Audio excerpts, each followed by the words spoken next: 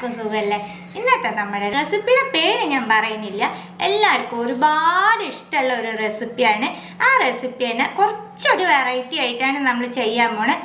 ഒരു ക്യാരറ്റ് എടുത്തിട്ടുണ്ട്, ഇത് ക്ലീൻ ചെയ്തിട്ട് നമുക്ക് ഗ്രേറ്റ് ചെയ്ത് എടുത്തിട്ട് വരാം. ക്യാരറ്റ് ഗ്രേറ്റ് ചെയ്തെടുത്തു, നമുക്കിത് മാറ്റി വെക്കാം. പാനിലേക്ക് 1 ടീസ്പൂൺ ഓട്സ് എടുത്തിട്ടുണ്ട്, അത് നമുക്കൊന്ന് വറുത്തെടുക്കാം.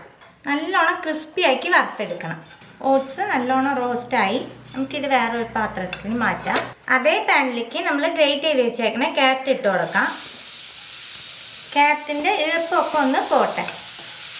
ക്യാരറ്റിൻ്റെ ഈർപ്പമൊക്കെ പോയി 1 ടീസ്പൂൺ നെയ്യാണ് ചേർക്കണേ. നല്ലോണം ഒന്ന് മിക്സ് ചെയ്ത് കൊടുക്കുക. ഈ ക്യാരറ്റ് വേവാനായിട്ട് 1/4 കപ്പ് പാല് ചേർക്കാം.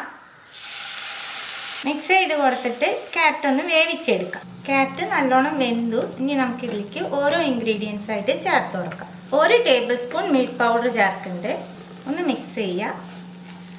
1 ടീസ്പൂൺ കണ്ടൻസ് മിൽക്ക് ആഡ് ചെയ്യുന്നുണ്ട്.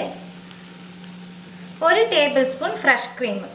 ഇനി നമ്മളിതിൽ ചേർക്കുന്നത് ഒരു പിഞ്ച് റെഡ് ഫുഡ് കളറാണ്.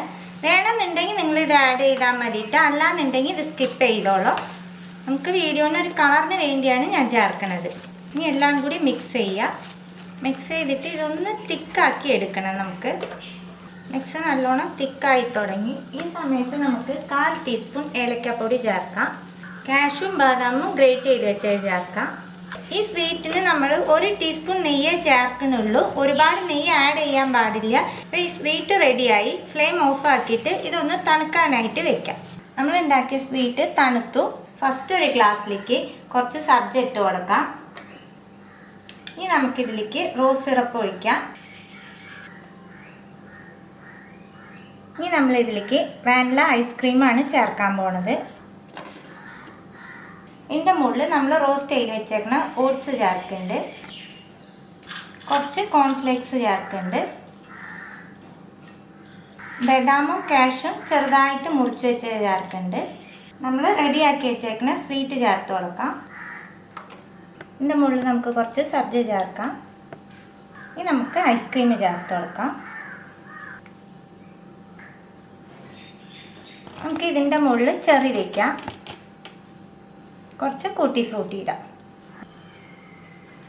ഇത്രയേ ഉള്ളൂ കേട്ടോ. സിമ്പിളായിട്ട് ഒരു സ്വീറ്റ് ഉണ്ടാക്കിയിട്ട് അത് നമുക്ക് ഫലൂദയായിട്ട് നമുക്ക് ഉണ്ടാക്കാൻ പറ്റും. എല്ലാവർക്കും ഒരുപാട് ഇഷ്ടമാവും. അത് ഈ ചൂട് സമയത്ത് എപ്പോൾ കിട്ടിയാലും കഴിക്കാൻ തോന്നുന്ന ഒരു റെസിപ്പിയാണ്. എല്ലാവരും തീർച്ചയായിട്ടും ട്രൈ ചെയ്ത് നോക്കണം. ട്രൈ ചെയ്ത് നിങ്ങളുടെ ഫീഡ്ബാക്കൊക്കെ അറിയിക്കുക. പുതിയ റെസിപ്പി ആയിട്ട് അടുത്ത വീഡിയോയിൽ കാണാം. See you. Bye.